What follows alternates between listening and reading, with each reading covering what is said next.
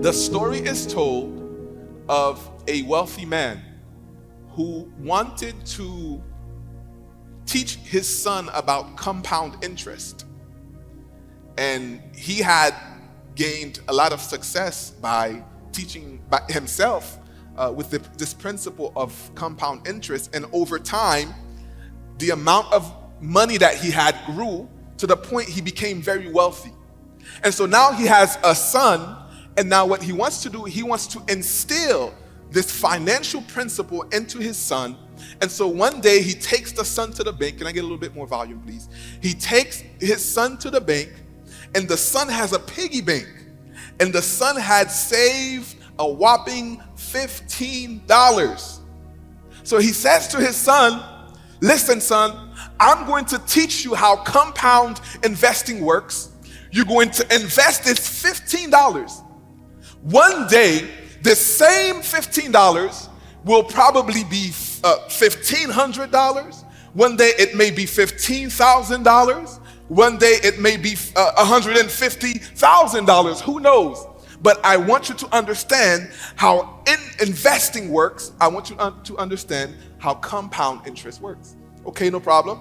They go to the bank, they open up a bank account, and they deposit the son's $15 on the bank account. No problem so far. As they are going back and they get into the parking lot, the father starts the car, and immediately the son just sprints back into the bank. And then the son goes to the bank teller, and the son says to the bank teller, I'm checking on my money. Did my money grow yet? And then the bank teller is a little bit perplexed.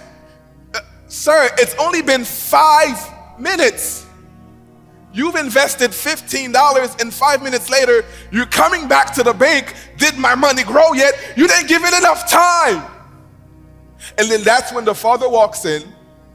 The father realized there's something that he forgot to teach his son about compound interest. And what he forgot to teach his son is that the interest only accumulates, or the money only grows if you are willing to wait. There's no other way for this interest or for this money to grow. It is only over time. After 5 years, after 10 years, after 15, 20 years, that is when the money grows. But the son, he wasn't willing to wait. So after 5 minutes, he runs back into the bank. Where's my money? Has it grown to $1,500 yet?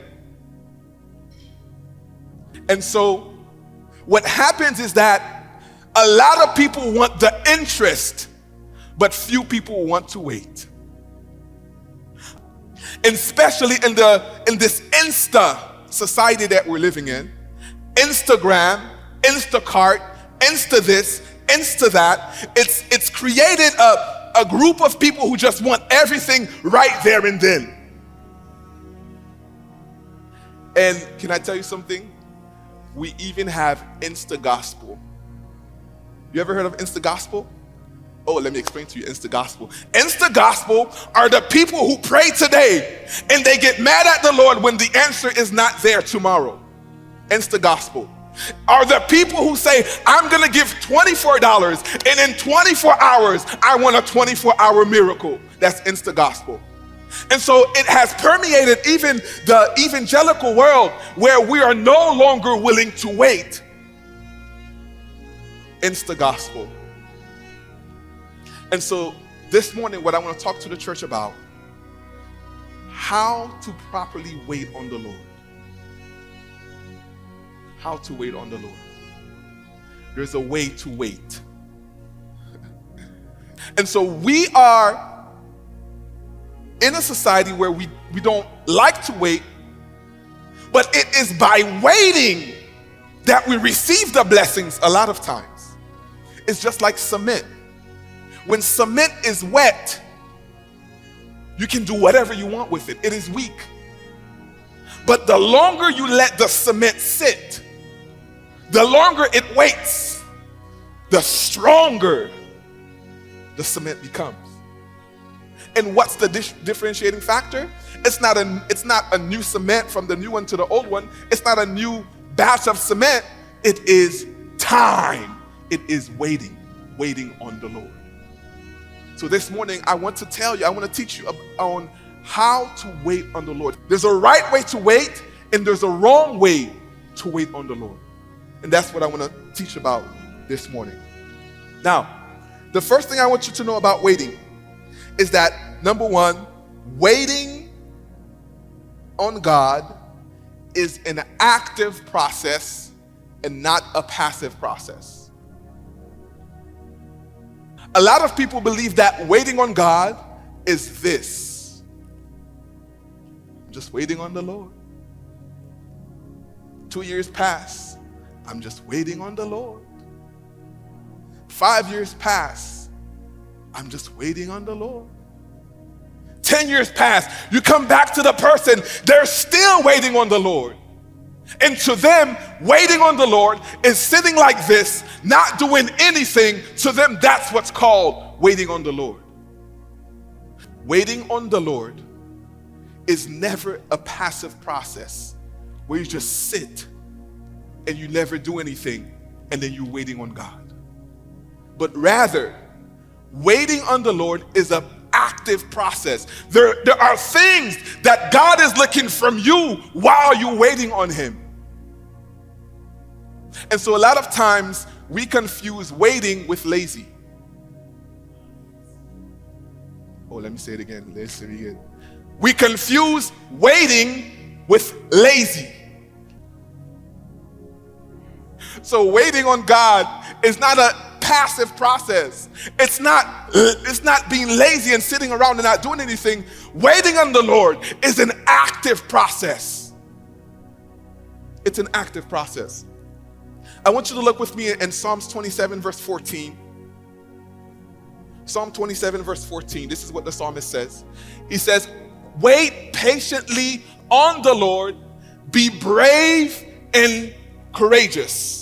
It says, wait patiently on the Lord, be brave and courageous. So it's saying here, when I look here on waiting and being patient, it is not a passive process. It says, be brave. While I'm waiting, I need to be brave and I need to be courageous while I'm waiting on the Lord. So it's not a passive process where, I'm just waiting on God and then, on His timing, when He's going to do it, I've been by far here. There's also Isaiah chapter 40. Isaiah chapter 40, I believe it's verse 37. Isaiah chapter 40. If you have it, please. Yeah, verse 31, it says, "But those who trust in the Lord," and there's a synonym here. If you don't like the word trust, the other synonym for it is those who wait on the Lord will find new strength. So while they're waiting, there's something happening. While they're waiting, there's strength that's being built. And then later in the verse it says that when they wait, they run and they don't get tired. They walk and they don't get weary. And so it is an active part of trusting and waiting on the Lord. It's not passive, but it's active. There's a mindset that we need to have. There's an attitude that we need to have while we are waiting on the Lord. So when we look at Psalm 27, this is a psalm, by the way, that is written by King David. Psalm 27, when he says, wait patiently on the Lord, be brave and courageous. This was written by King David. Now, there's a lot of things that we can learn from King David according to these psalms. Number one, I want you to know, when you look in your Bible, David, in 1 Samuel chapter 16, King David is selected by God to become the next king over his nation. 1 Samuel chapter 16. Now, at this time, David is a young boy. Let me look into it. David is a young boy. David is maybe between 10 years old and 15 years old. And so at a young age, David is called by God. That's 1 Samuel chapter 16. David actually sits on the throne. In 2 Samuel chapter 5, verse 3, at the age of 30. Let me say it again. He gets called at what age? Let's say 15. He gets called at the age of. He becomes king at the age of. Those of you who know math, 15, 30. How many times in between is he waiting? 15 years. From the time that he is anointed king, all the way to the time that he actually sits on the throne as king. Most of us, we can't even wait 15 minutes when we go to McDonald's. Most of us, we can't even wait 15 minutes when we go to Burger King. This man, he was called at the age of 15. He got onto the throne when he was 30 years old. 15 minutes of just waiting on the Lord. 15 years. But I want you to notice, while David was waiting to go to the throne and to sit on the throne, there was a time of waiting, and it wasn't a time, how do I do it? It wasn't a passive time. It wasn't a time where David, he just sat, you know what? Well, if God said it, he's gonna do it, so I'm gonna sit at home. I'm gonna be lazy. That wasn't it. When you read, while David was waiting on God, there are at least 4 things that David did. While he was waiting on God, David prayed. While he was waiting on God, David praised. While he was waiting on God, David served. While he was waiting on God, David was preparing. And so a lot of us, we get it confused. Some of us, while we wait, we complain. While we wait, we are sad. We are discouraged. We're depressed. We're defeated while we're waiting. And our attitude let me just say it straight up. Our attitude just stinks while we're waiting for God. And so while you're praying, you're going to hear from God as far as when it's time for you to do whatever he has called you to do. Because prayer is not just you talking to God, it's also you receiving from God. And you know, yesterday while I was praying, God gave me a big tip when it comes to prayer that changed my prayer life. Even in our even in our prayer life, we can't wait on God. If you want to change your prayer life, go into a time of prayer with God and wait on God. Just wait. Pray, talk to God, speak to God. And then when you feel like your prayer is not going through, when you feel like, man, I'm discouraged, just sit still and wait on God. I guarantee you, after a few minutes, your prayer life is going to change. You're going to feel the presence of God. You're going to know that God is right there with me. So as you're waiting, please don't neglect praying. David prayed as he was waiting. Number 2, David praised. And the importance of praising while you're waiting is it changes your attitude. So while you're waiting, right, the way to make sure that you check your attitude and your attitude remains hopeful while you're waiting is to offer up some praise to God. Lord, I don't see it yet, but I'm going to offer up some praise. Lord, I don't see how it's going to happen yet. I know you promised it, but I'm going to offer you up some praise. That's how you change your attitude while you're praying. And that's exactly what David did. And we have these Psalms today. When you read these Psalms, Psalms 27, all these Psalms, these are Psalms that David is writing while he was waiting on the Lord. Number 3, how do you wait on the Lord? While you're waiting, serve. Do something. Can I give you a quick testimony? I remember I was coming from one church to another. I was going to this church for 7 years, actually in West Palm, and then I had to transition to another church in Miami, Tabernacle of Glory in Miami. And there was a big difference between the 2 churches because in one church I was extremely involved and I was preaching, I was leading the youth, and at least once a Sunday I was given the opportunity to preach. And now that I'm transitioning to this second church, I wasn't preaching anymore. And so I knew that public speaking, that the Lord wanted to use me in public speaking some way, somehow. He wanted to use me in public speaking some way, somehow. It's just that, okay, well, Lord, if you're calling me here now I'm no longer preaching. What do I do? How do I wait? How do I wait? And you know, one of the ways I waited, I served. Whatever that was necessary, whatever that I needed to do, I just did it. I served. And after that, I prepared myself. You see the preparation? I knew God was going to do something. I knew that God was up to something. What I was doing, I was setting myself up. I was preparing for what God was about to do. How are you preparing? How are you preparing for what He had promised you? And so whenever there was a message on my heart, I would preach it to my wife. Just those two people there in my living room. But I would preach like there was a lot of people in front of me. I would preach with energy. I would preach with the grace that God gave me, just like there was a lot of people in front of me. And sometimes Danielle wasn't available, and I was driving. If I was driving to work for 45 minutes, and the Lord put a message on my heart, as I'm driving, I'm preaching.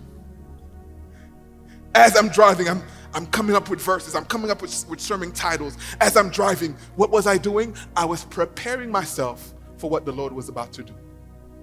Although I didn't know how it was going to come, although I didn't know whether if it was going to come, but I was preparing nonetheless. David knew that one day that he would become king of Israel. Every time he went to, when he went against Goliath, it was him being prepared to be a king. It was him being prepared and being groomed for royalty. Every battle, he gained more insight. Every battle, he gained more strategy. Every battle, he got better. And then one day the Lord says, son, you are ready. Let's go. And so the problem is that a lot of us, we are waiting on God, but we're waiting just like this. The person who really and truly believes that God is going to do something, while they're waiting, they're praying. While they're waiting, they are praising. While they're waiting, they are serving. While they're waiting, they are preparing. So how are you preparing? Oh, let me say this. Those of you who are looking to get married one day, how are you preparing? The Bible says, he who finds a good wife finds what? A good thing. Notice that when he meets her, it wasn't then that she tried to become a wife. When he met her, she was already a wife. Why? Because she's been preparing for what God was going to do. So he who finds a good wife, by the time he meets her, she's already prepared. She's already a whole wife. How are you preparing for what the Lord has promised? There are a lot of us, we need to prepare, not just spiritually. A lot of us, we need to prepare physically. I know I won't get a lot of amens here because, Christians, we just want to praise, we just want to come to church. But when it comes to physical fitness, we don't like that. We don't like when people challenge us to eat better. We don't like when people challenge us to do better when it comes to that. But there's a lot of things that we're trusting God for. You have to prepare your body. Your body has to be prepared. So those of you who want to get married, how are you preparing? Those of you who want to go into ministry, how are you preparing? How is your life being prepared right now? And I've come to discover there is waiting, and then there's waiting on God. Two different things. Those who are just waiting are those who are just waiting like this. Depressed, bad attitude. They're not praying, they're not praising, they're not doing anything, just lazy. If God has promised to you something and you're still sitting here just waiting, you're not waiting on the Lord, you're just waiting, my brother. This whole time you think that you're waiting on the Lord. No, you're just waiting. the person who is waiting on the Lord, there's a way that they wait. They wait with conviction. They wait with purpose. Don't worry about me. If you see I'm not married yet, don't worry about me. I'm waiting on purpose. If you see that the ministry is not taking off yet, don't worry about me. I'm fine. I am waiting on purpose. If you see I don't have the child yet, don't worry about me. I am waiting on purpose. I am waiting on the Lord. So please, church, those of you who are waiting on God, make a difference between just waiting and waiting on the Lord. Wait on purpose. And so we see here that waiting on the Lord is not a passive process, but waiting on the Lord is an active process. Now, here's the key to waiting on the Lord. The key to waiting on the Lord is this. Can I see the timer? The key to waiting on the Lord. Yeah, just bring it to me. No, you can keep it plugged. A lot of us, as we're waiting on the Lord, we focus on this. We focus on the time. God has a clock that is different from our clock.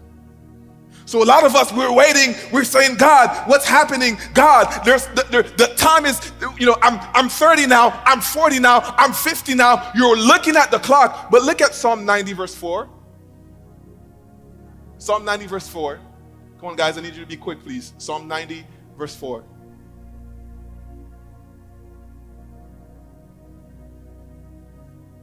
Psalm 90 verse 4, it says, for one day, for 1,000 years, are as a passing day. So what we consider to be 1,000 years, in the eyes of the Lord is just one passing day. His clock system is different from our clock system. So let's say you waited a long time, and you say, Lord, I've been waiting for a long time. And in God's eyes, you didn't even wait a day yet. What's happening? You see the danger of looking at the clock and letting that be the standard by which you define success? God acknowledges our time, but He is not bound to our time. He understands our time. He understands days. He understands months. He understands years, but He is not obligated to act according to our time, because 1,000 years is like a passing day to the Lord. So you can either focus on the clock, or you can focus on what you're going to do in the meantime as you are waiting for Him.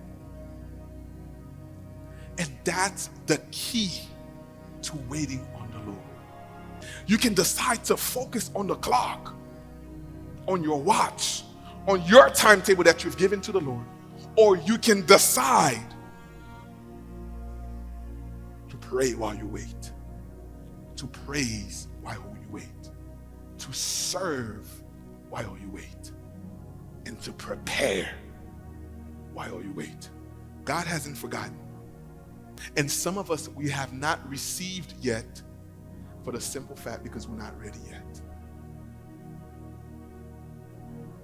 You know, during Thanksgiving, I don't know, I think it's a thermometer when you cook the turkey, right?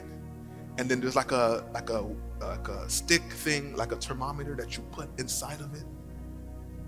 That thermometer is there to tell you when the turkey is prepared. So it may look good on the outside, but on the inside it has not baked yet. It may look crisp on the outside, but on the inside it still needs more time. And so the thermometer allows for us to understand what's really happening on the inside and to make decisions based on what's happening on the inside, not on what we see. And it's the same exact thing. A lot of us, it looks good on the outside. It looks good on what we can see. But on the inside, my brother, you're not yet prepared. And that's why God has not given it to you yet. And so instead of looking at the clock, why not just let the clock be the clock and go back to what you have to do to prepare yourself for the opportunity? Those who sing, those maybe who have a special gift, maybe those who play an instrument, you want the Lord to use you in whatever way, which is fine. But what are you doing behind the scenes when people don't see? Like, how are you using your times when people don't see? When people don't see what's happening, when it's not Sunday morning, when you're at home, how are you using your time? How are you using that time that the Lord has given to you? So instead of looking at the clock, look at what you can do. Do just like David. Follow the model of David. Before David actually became king, he had to be prepared. He had to go through trials. He had to go through tribulations. He had to wait on the Lord. He had to wait on the Lord. And so I want to share with you before I end 7 blessings of waiting on the Lord. There are 7 blessings when we wait on the Lord. Let me share them with you. Psalm 40, verse 1 through 3. 7 blessings. Psalm 40, verse 1. It says, I waited patiently on the Lord. Version says, he turned to me. David's experience in waiting from the Lord was 7-fold.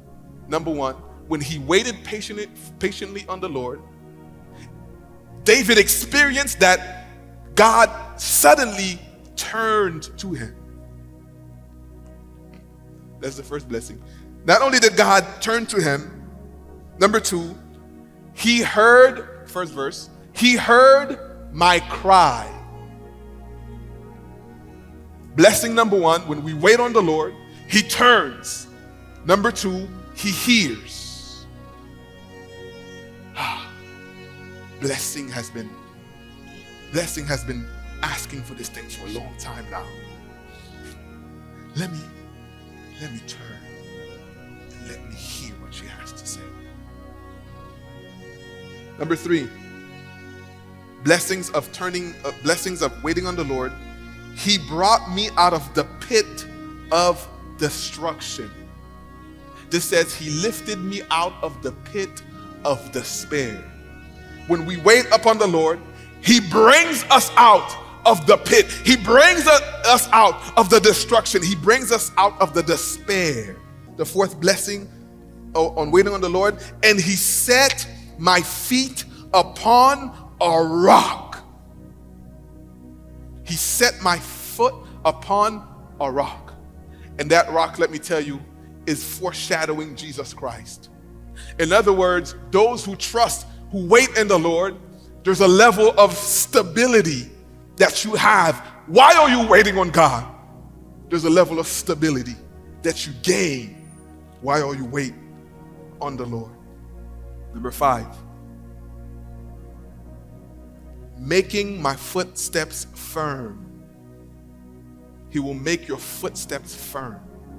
Those who are walking, and when you see that your footstep is firm, that means you have guidance. There's a confidence that comes on waiting on the Lord. When you wait on the Lord and you finally hear from God, your footsteps are firm. I know exactly where to go. I know exactly what to do. I'm not half-stepping. Should I go here, or is it here that I should go to? When you wait upon the Lord, he will establish your footsteps and your steps will be firm.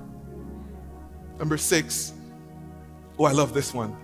He put a new song in my mouth.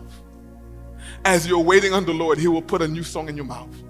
Number 7, the 7th blessing of waiting on the Lord.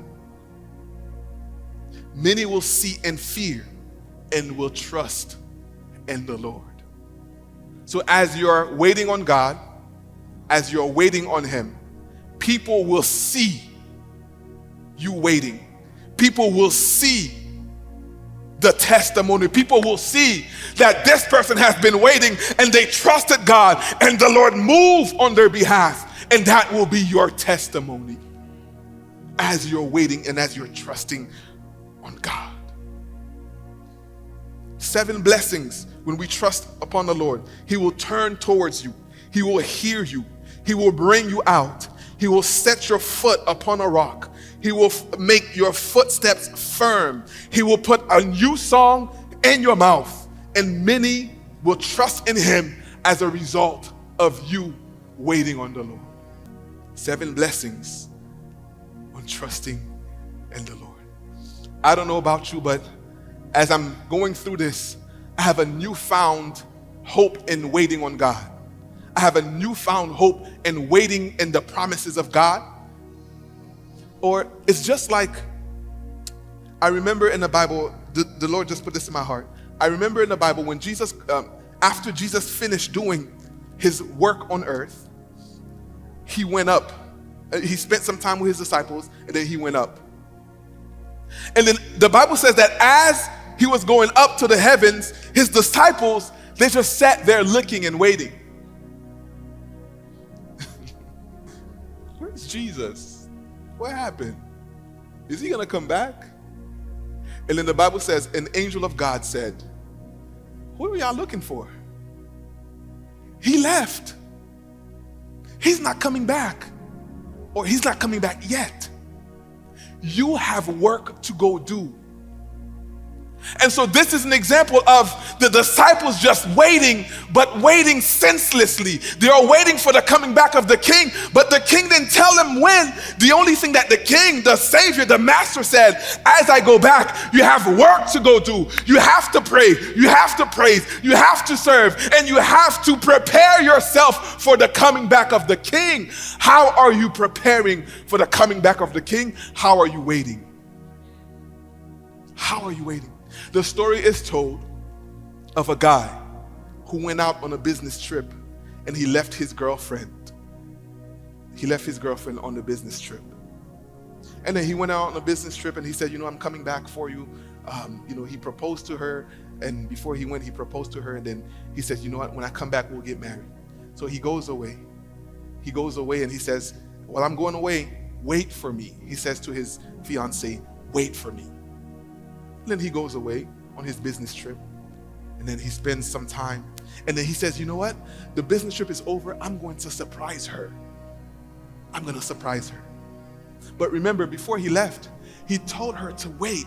I need you to wait for me. I'm going to give you some clues. I need you to wait for me. And the guy, for some reason, he thinks that the fiancé got the message.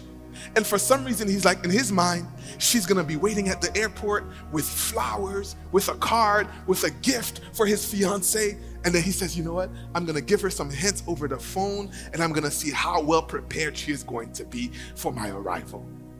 And then he decides to come back, and he decides to surprise her. And then he gets from the gate of the airport, and he looks around. The fiancé's not there. He says, well, maybe she's waiting for me somewhere at the house, so let me call up an Uber and I'm gonna go to the house. Maybe she's waiting for me at the house. And then he goes, gets on the Uber, he goes to the house, and he's thinking that he's gonna be surprised. You ever thought that you're gonna be surprised and then nothing happens? Like, man, I thought it was gonna be a surprise here. It was my birthday. Did you guys forget? And nothing happens. And so he goes back to the house. He enthusiastically opens the door. Honey, I'm home. No one is home, or no one is in the living room. He's like, man, this must be a mistake. What's happening here? I know what's going to happen. She's probably inside of the room waiting for me. The party's probably in the room. You know what that means? Party. The party's probably inside of the room. So he goes through, and by the way, the house is upside down. Nothing has been washed.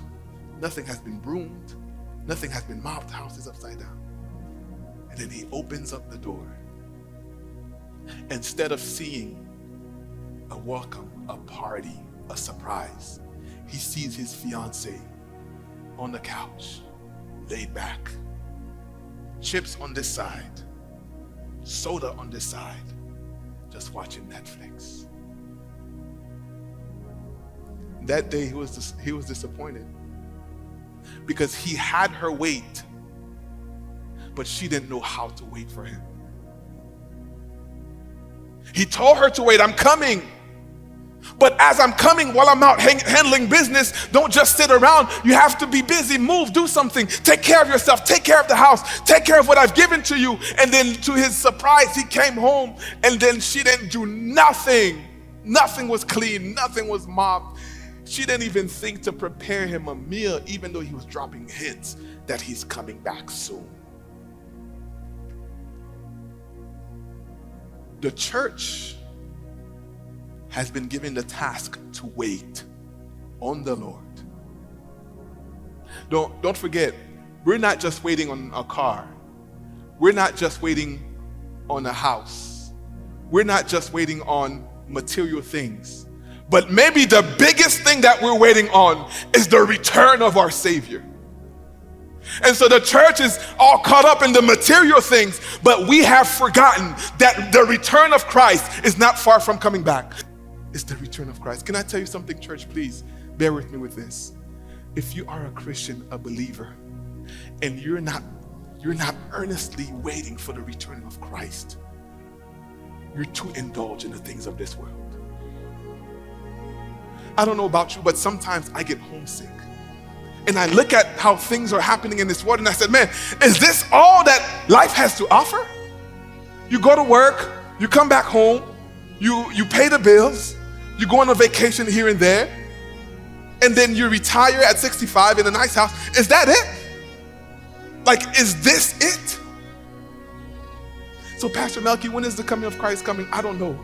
All I know is that as a believer, we must be able to earnestly wait for him. We have to be, as we're working, as we're busy, as we're doing things, check up a little bit. Not physically check up, but in your mind, man, he's coming. I'm working.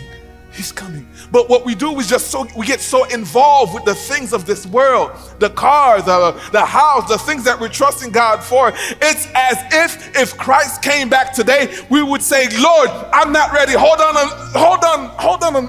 a few days. Like, I didn't get married yet. Just hold on a minute. I need to finish what I'm doing here. We're too much involved in the things of this world. Oh Lord, sometimes I get homesick. Sometimes I just want to go home. Not in a bad way. I'm not suicidal, y'all. But what I'm saying is that I want to be with the Lord. I want to be with God. We should all have that earnest desire. I know we're busy, we're preoccupied with things of this world, but we should all have the earnest desire to wait, and to wait the right way for him. To wait the right way for him.